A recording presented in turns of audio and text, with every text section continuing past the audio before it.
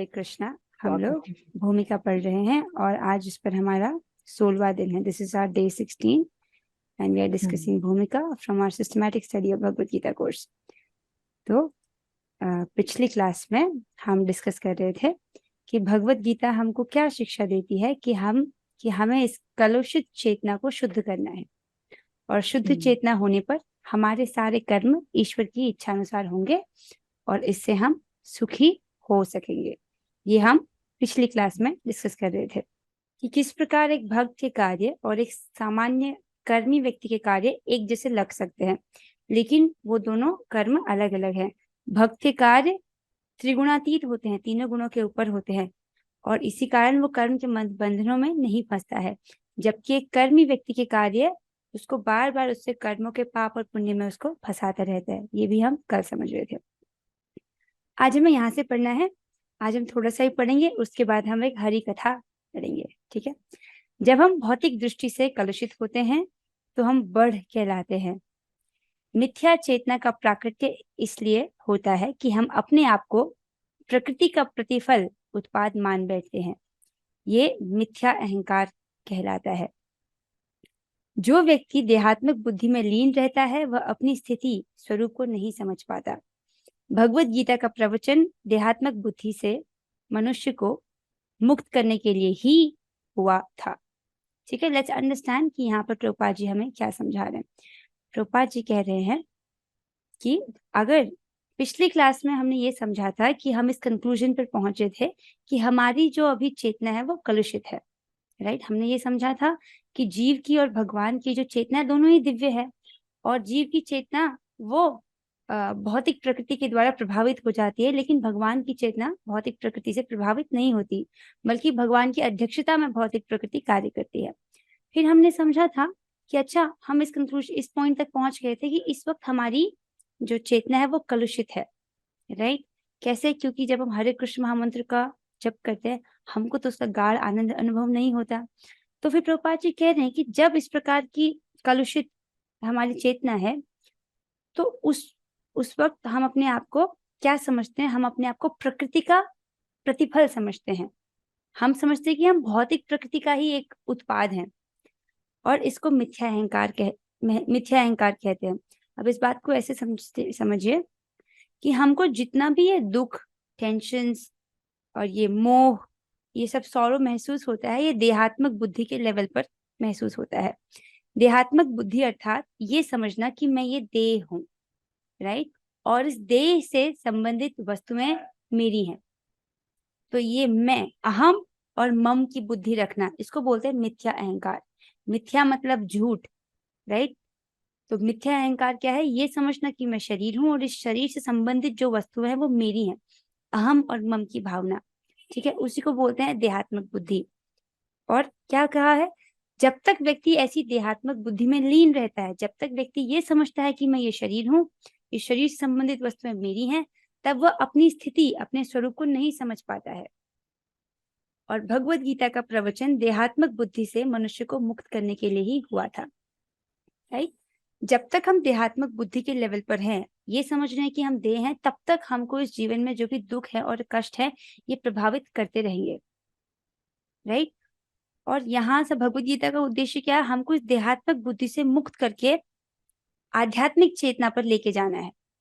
ठीक है, जब तक हम देहात्मक बुद्धि के लेवल पर रहेंगे तब तक हमको ये सारी चीजें प्रभावित करती रहेंगी। ओके, तो भगवत गीता हमको ये समझाती है, भगवत गीता का प्रवचन देहात्मक बुद्धि से मनुष्य को मुक्त करने के लिए हुआ है, राइट। और भगवान से यह सूचना प्राप्त करने के लिए ही अर्जुन ने अपने आप को इस अवस्था में उपस्थित किया था। जैसा कि हमने पहले समझा था कि अर्जुन भगवान की नित्य पार्षद हैं, राइट, और उनको अविद्या ग्रसित नहीं कर सकती है, अविद्या नहीं छू सकती है। लेकिन जैसे किसी प्रकार, जैसे हम स्टेज में एक्टिंग करते हैं, एक अमीर व्यक्ति गरीब व्यक्ति का भी रोल कर सकता है, उसी प्रकार अर्जुन जो कि भगवान के पार्षद है, वो कैसा रोल निभा रहे हैं? वो ऐसा रोल निभा रहे हैं कि जैसे वो अविद्या से मोहित हो गए हों और हमारी स्थिति में आ जाते हैं।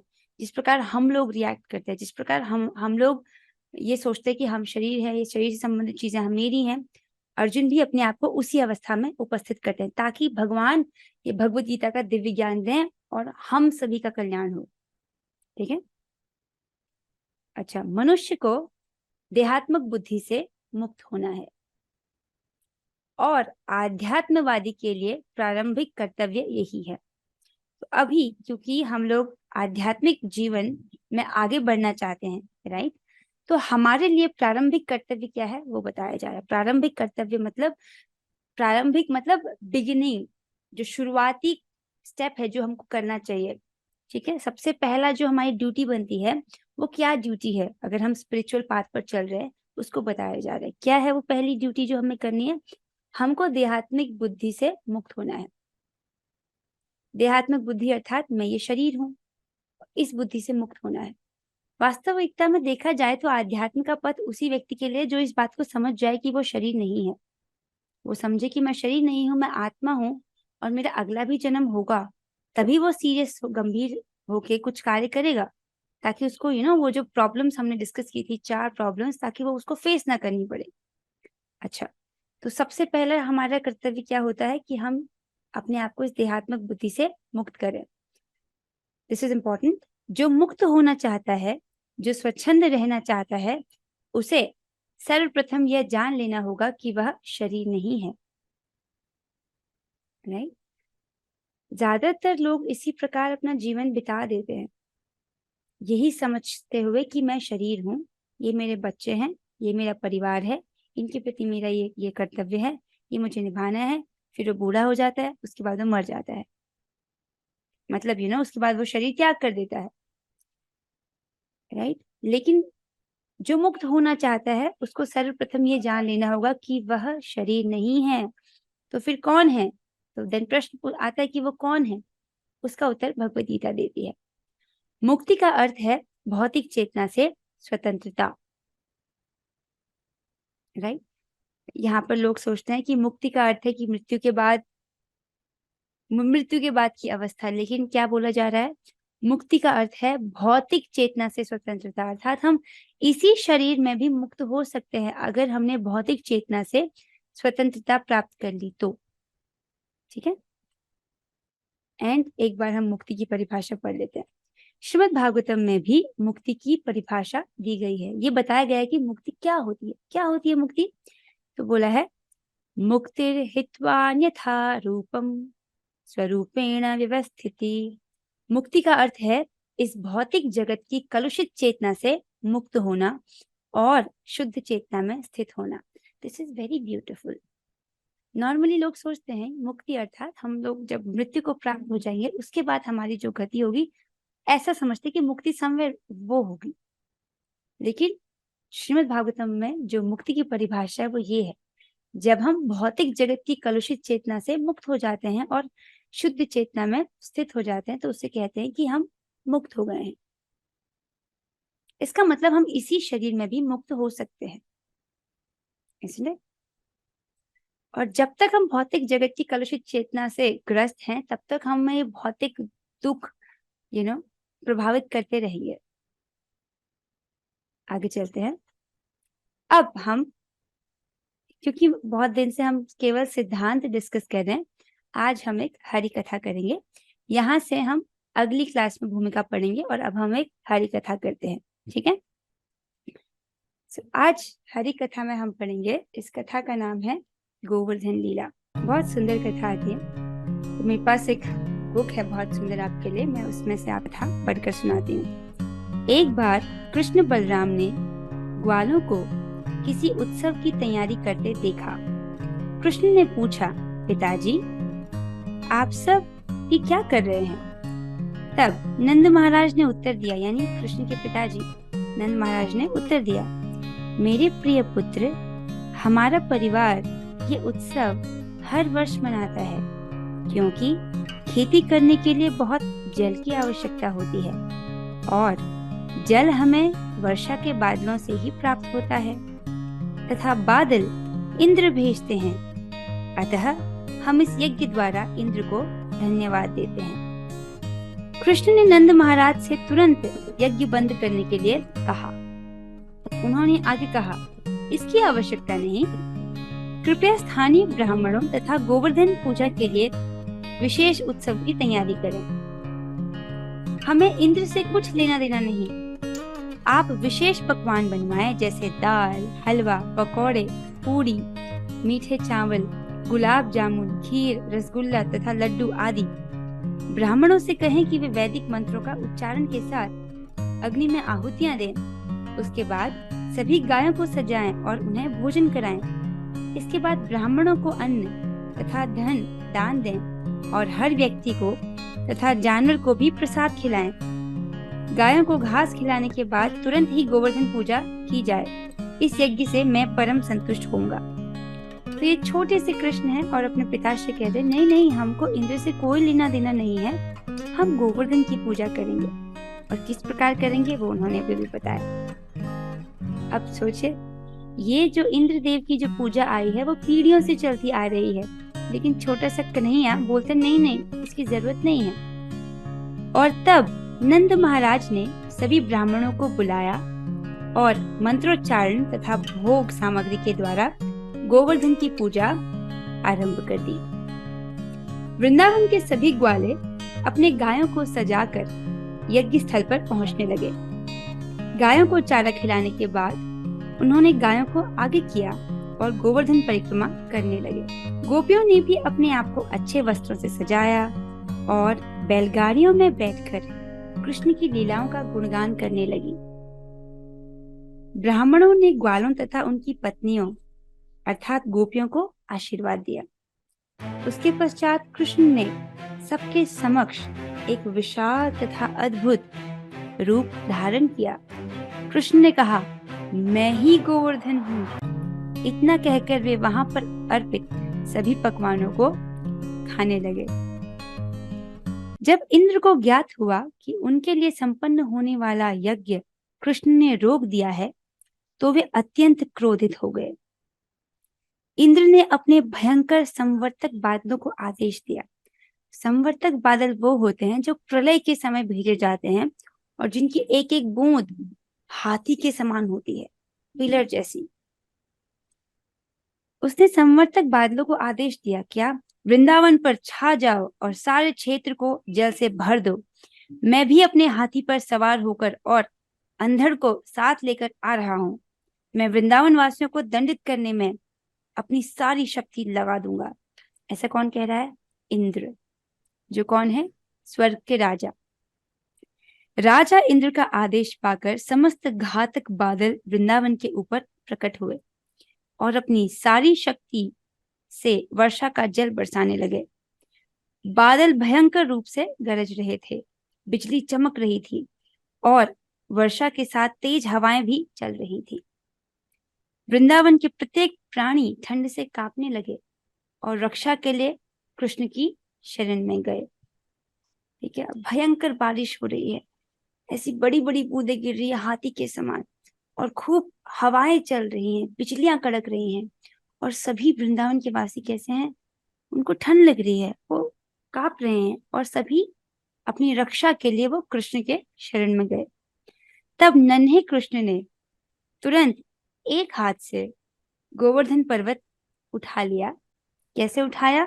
उन्होंने गोवर्धन को उस प्रकार उठाया जिस प्रकार एक छोटा बालक मशरूम को उठा लेता है, और कहा, मेरे प्रिय भाइयों, हे पिताजी, मेरे प्रिय मित्रों, अब आप सभी मेरे द्वारा उठाए गए इस गोवर्धन पर्वत के छत्र के नीचे आ जाएं।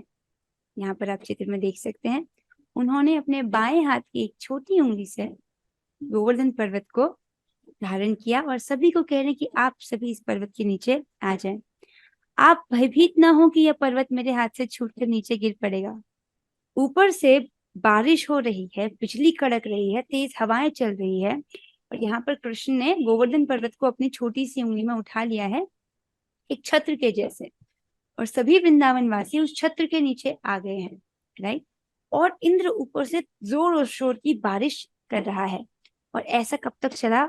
7 दिन के लिए। 7 दिन तक वृंदावन के वासी वहां पर रहे हैं बिना खाए पिए।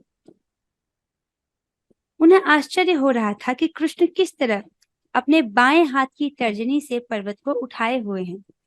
तब से कृष्ण को गोवर्धन पर्वत उठाने वाले के रूप में जाना जाता है। तो अब आप ये नहीं सोच रहे कि अगर कृष्ण ने गोवर्धन को छत्र की तरह यूज कर लिया तो बारिश तो बहुत तेज हो रही है और बूंदें बहुत मोटी मोटी हैं, तो क्या बाढ़ नहीं आ गई होगी चारों दिशाओं से? तो किस प्रकार रक्षा हुई? तो भगवान ने अपने सुदर्शन चक्र को आदेश दिया था कि तुम चारों तरफ से ढक लो गोवर्धन को, ताकि जो बाढ़ का पानी है वो अंदर ना आ पाए। बारिश की एक बूंद भी अंदर नहीं आ पाती है, क्योंकि चारों दिशाओं से सुदर्शन चक्र घूम रहा है और वो पानी अंदर नहीं आ पाता। इस प्रकार से रक्षा होती है सभी की। तो जब इस प्रकार इंद्र अपना पूरा जोर लगाता है, 7 दिन और 7 रात, क्या जोर लगा रहा है? इस पूरे वृंदावन को ध्वस्त करना चाहता है, वृंदावन के सभी लोगों को मारना चाहता है। आप देख सकते हैं कि कितना बड़ा अपराध कर रहे हैं 7 दिन, राइट? भगवान के जो सबसे प्रिय जन है उनको मारने की कोशिश कर रहे हैं इंद्र। अब 7 दिन जब बीत जाते हैं, तब इंद्र को लगता है कि अरे, ये बालक 7 दिन तक कैसे, मतलब ये क्या हो रहा है? तब उसे एहसास होता है कि ये जो कृष्ण है ये कोई मामूली बालक नहीं है, ये स्वयं भगवान है। अब देखिए, जो इंद्र हैं, देवताओं के राजा हैं, सतोगुणी हैं, वो तक भगवान को नहीं समझ रहे, तो हम मनुष्य बिना भगवान के भक्त बने कैसे उनको समझ सकते हैं? तो कृष्ण की इस अद्भुत शक्ति को देखकर राजा इंद्र ने तुरंत बादलों को बुलाया और वर्षा बंद करने का आदेश दिया। अब पुनः सूर्य निकल आया और प्रचंड हवा का बहना बंद हो गया। जो तेज हवाएं चल रही थी अब वो बंद हो गई। इस लीला के पश्चात कृष्ण गोवर्धनधारी कहलाए, है ना? हम भगवान कृष्ण को कहते हैं गोवर्धनधारी। कृष्ण ने कहा, हे मेरे प्रिय मित्रों, अब आप अपने परिवार, गायों तथा सामान सहित वापस अपने घरों को जा सकते हैं, क्योंकि खतरा टल गया है, बाढ़ का पानी उतर गया है। जब सब लोग अपने सामान सहित वहां से चले गए, तो कृष्ण ने धीरे धीरे गोवर्धन को पुनः उसी स्थिति पर रख दिया। इसके बाद कृष्ण अपने प्रिय मित्रों तथा पशुओं समेत घर वापस आए। अब स्वर्ग के राजा इंद्र को कृष्ण के प्रति किए अपराध का आभास हुआ। तो जो इंद्रदेव हैं उनको समझ आया कि ये जो 7 दिन से मैं जो प्रयास कर रहा हूँ वृंदावन को ध्वस्त करने का, ये मुझसे बहुत बड़ा अपराध हो गया है। तो अब उनको बहुत डर लग रहा है कि अब मैं क्या करूं, मैं भगवान के समक्ष कैसे जाऊं, मैंने तो इतना बड़ा अपराध कर दिया है। इससे बड़ा अपराध कोई हो सकता है? 7 दिन 7 रात तक वो कृष्ण के जो सबसे प्रिय जन है, उनकी माता यशोदा, उनके पिता नंद बाबा जी, उनके सभी मित्र, गोप सखा, गोप गोपी, सभी को मारने का प्रयास कर रहे थे इंद्र। आप समझ सकते हो बहुत भयभीत हैं। क्या करते हैं वो? तो अब स्वर्ग के राजा इंद्र को कृष्ण के प्रति किए अपराध का आभास हुआ और वे धीरे से कृष्ण से क्षमा मांगने के लिए उनके समक्ष प्रकट हुए। हाथ जोड़कर उन्होंने कहा, हे मेरे प्रिय प्रभु, मैंने अहंकारवश सोचा कि आप यज्ञ से मेरे हिस्से का भोग ले रहे हैं। अब आपकी कृपा से मैं समझ गया हूँ कि आप ही परम परमेश्वर हैं। इसीलिए हे भगवान, मुझे क्षमा करें तथा आशीर्वाद दें कि पुनः इस प्रकार का मूर्खतापूर्ण कार्य न करूं। इस प्रकार कृष्ण इंद्र द्वारा प्रशंसित होने पर मुस्काए और बोले, हे प्रिय इंद्र, मैंने तुम्हारा यज्ञ इसलिए रोका कि तुम जान सको मैं तुम्हारा शाश्वत स्वामी हूँ। तुम्हें यह स्मरण रखना चाहिए कि तुम्हारा सारा ऐश्वर्य मेरी कृपा से है। प्रत्येक प्राणी को यह सदा स्मरण रखना चाहिए कि मैं ही सबका परमेश्वर हूँ। तो इस प्रकार कृष्ण इंद्र का गर्व मोचन करते, उसके गर्व का नाश करते, क्योंकि इंद्र स्वर्ग के राजा है, तो गर्व होना कभी कभी उनके लिए बहुत आम हो जाता है। जब भगवान अपने भक्तों में अहंकार देखते हैं तो तुरंत उसको निकाल कर ही दम देते हैं। जैसे जिस प्रकार अगर एक बच्चे के शरीर में फोड़ा हो जाता है, राइट, तो माता क्या करती है? उस फोड़े को निकाल देती है। अब उस प्रोसेस में बच्चे को दर्द हो रहा है, लेकिन माता जानती है कि अगर ये फोड़ा रहेगा तो बच्चे को और कठिनाई होगी, राइट। तो माता क्या करती है? उस वक्त बच्चे को दर्द हो रहा है, उसके बाद भी वो फोड़ा जब तक पूरा ना निकल जाए तब तक वो निकाल कर ही रहती है माता जी। उसी प्रकार भगवान जब अपने भक्तों में अहंकार देखते हैं तो वो तुरंत उस अहंकार को मोचन करते हैं, उसको निकाल देते हैं। तो यहाँ पर हम देख सकते हैं कि भगवान में कितना सुंदर गुण है कि भगवान क्षमा कर देते हैं। अब सोच सकते हैं कोई अगर आपको मारने की कोशिश करे, आपके परिवार को मारने की कोशिश करे, आपके सारे दोस्तों सहित आपके पूरे गांव को मारने की कोशिश करे पूरे प्रयास के साथ, और अगर आप समर्थवान व्यक्ति हैं, आप उसको सजा दे सकते हैं, उसके बाद भी आप उसको क्षमा कर दें। तो कृष्ण चाहे तो उनको सजा दे ही सकते थे, लेकिन उन्होंने उनको क्षमा कर दिया। तो इससे हमें ये सीखने को मिलता है कि हम जीवन में अगर हमसे कोई भी गलती हो जाए तो भी हमको भगवान की शरण में जाना चाहिए। क्यों? क्योंकि उनका एक विशेष गुण है कि भगवान क्षमाशील है, वो क्षमा कर देते हैं। जो भी उनकी शरण में जाता है भगवान उसकी रक्षा करते हैं। इसके बाद राजा इंद्र, देवताओं तथा सुरभि गायों ने भगवान श्री कृष्ण की पूजा की। देखो, राजा इंद्र सुरभि गाय के साथ आए थे, स्वर्ग की गाय है, उसके दूध से उन्होंने कृष्ण का अभिषेक किया। राजा इंद्र ने सुरभि गायों, जिनसे मुंह मांगी वस्तु मिल जाती है, तथा अन्य देवी देवताओं के साथ कृष्ण का गंगा जल तथा सुरभि गायों के दूध से अभिषेक किया। अभिषेक मतलब होता है स्नान कराया। ठीक है। सभी ने मिलकर भगवान का यशोगान किया तथा प्रसन्नता से नृत्य किया, और देवताओं ने स्वर्ग से फूलों की वर्षा की। गायों ने अपने दूध के साथ सारी पृथ्वी को भर दिया। नदियों ने वृक्षों को अपने जल से खूब सींचा, जिससे उनमें विविध रंगों तथा स्वाद के फूल फल उत्पन्न होने लगे। वृक्षों से मधु चूने लगा, मधु मतलब शहद। पर्वत विविध औषधियां और बहुमूल्य रत्न उत्पन्न करने लगे। ये है समृद्धि। जब भगवान प्रसन्न और संतुष्ट होते हैं तो ये पूरी भौतिक प्रकृति अपनी हाईएस्ट कैपेसिटी में समृद्ध हो जाती है। जैसे पर्वत जो है वो ये बहुमूल्य रत्नों से भर गए हैं, वृक्षों से मधु चू रहा है, जितने भी विविध विविध रंग और फूल फल हैं वो सब उत्पन्न हो रहे हैं। पूरी भौतिक प्रकृति में समृद्धि है। क्यों? भगवान संतुष्ट हो गए हैं इसीलिए। कृष्ण की उपस्थिति के कारण सभी कुछ सुंदर ढंग से हो रहा था। सभी ने राजा इंद्र अब देवताओं के साथ आकाश मार्ग से अपने स्वर्ग को लौट गए। तो यहाँ पर ये कहानी खत्म होती है। भगवान कहते हैं ना, जन्म कर्म च मे दिव्यम एवं यो वेति तत्त्वतः त्यक्त्वा देहं पुनर्जन्म नैति मामेति सो अर्जुन।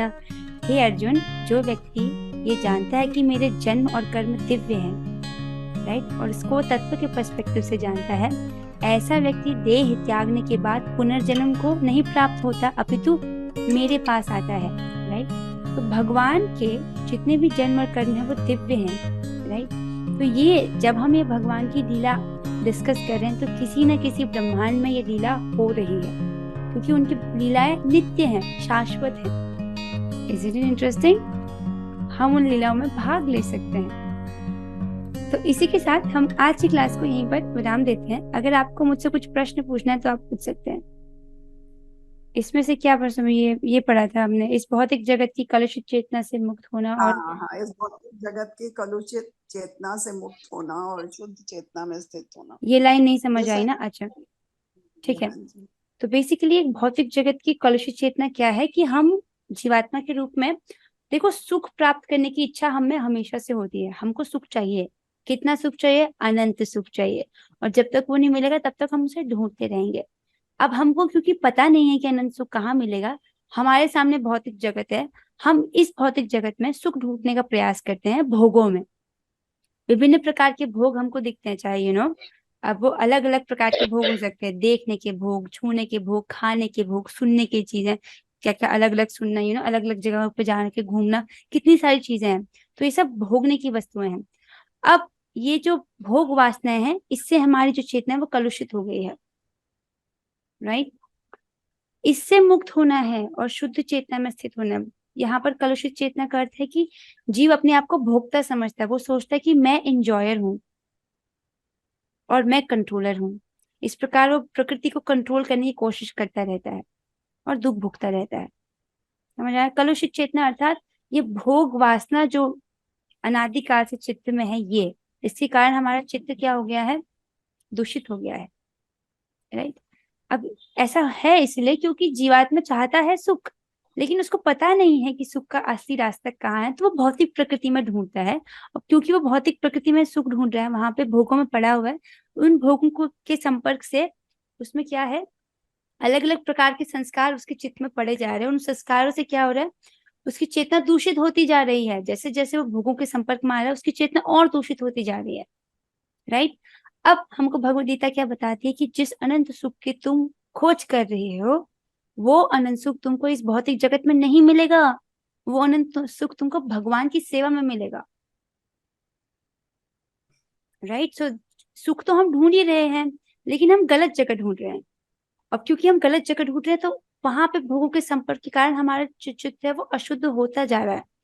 लेकिन जब हम दिव्य शास्त्र के संपर्क में आ रहे हैं, भगवत गीता पढ़ रहे हैं, तो हर बार जब हम भगवत गीता पढ़ते हैं, हमारा चित्त और पवित्र होता है। राइट? हर बार हम प्रसाद खाते हैं, हमारा चित्त और पवित्र होता है। जैसे जैसे हम भगवान और उनसे संबंधित चीजों के विषय संपर्क में आता है, तो हमारा चित्त पवित्र होता है। जब हम माया के संबंध में आते हैं, माया के संपर्क में आता है, तो हमारा चित्त और कलुषित होता है। आप समझ रहे हैं? हाँ जी। तो शुद्ध चेतना में स्थित होने का मतलब ये है कि जब हम भगवान के भगवान की इच्छा अनुसार कार्य करने लगेंगे। अभी हम अपने इंद्रियों के अनुसार कार्य करते हैं। आंख को ये देखना अच्छा लगता है, वो देखना पसंद करती है। जीभ को वो खाना अच्छा लगता है, वो उस हिसाब से कार्य करना पसंद करती है, isn't it? लेकिन शुद्ध चेतना में जब हम सारे एक्शन भगवान के हिसाब से करने लगेंगे, राइट? और ऐसी शुद्ध चेतना हमको कैसे मिलेगी?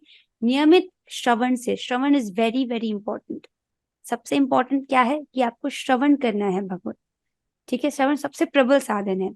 उसके बाद प्रसाद खाना है, हरे कृष्ण महामंत्र का जप करना है, 3 चीजें तो है ही। भगवान को प्रणाम करना है मिनिमम, ये 4 चीजें तो करनी ही है। श्रवण तो बहुत प्रबल साधन है। नियमित भगवद गीता का श्रवण करना है, श्रीमद् भागवतम का भी श्रवण करना होता है वैसे तो।